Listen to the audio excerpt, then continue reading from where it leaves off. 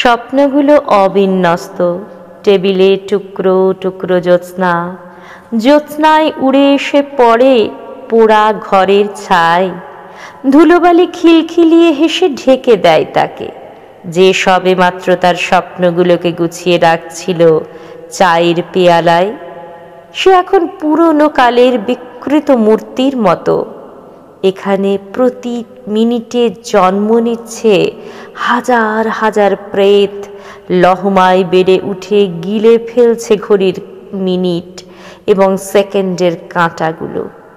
সময় এখানে ভারী পাথরের মতো। প্রেত বাহিনী হাতে গোনা কয়েকটি প্রকৃত মানুষকে ঘরছাড়া করে ঠাঁ ঠাঁ রোদ্দুরে বজ্রপাতের ধরনে হাসছে। ওদের মুখ গহ্বর থেকে গল গল করে বেরোয় রক্ত। লোকগুলো প্রেত বাহিনীর সঙ্গে হাত মেলায় মহা আহ্লাদে। জুড়ে দেয় খোশ গল্প। কি এক রাসায়নিক প্রক্রিয়ায় ওরা একটু একটু করে প্রেত প্রেত হয়ে উঠছে খেদহীন। রাতে তৃতীয় প্রহরে তারা খাওয়া কবিগণ ভয়ার্ত ভাঙা গলায় আর্তনাদ করছেন।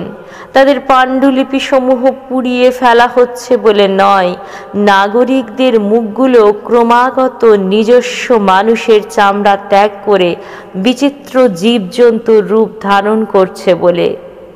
অবিন্যস্ত টেবিল, স্বপ্নগুলো পেরেকময় মাথার দুঃস্বপ্নের সঙ্গে জায়গা বদল করে নিচ্ছে।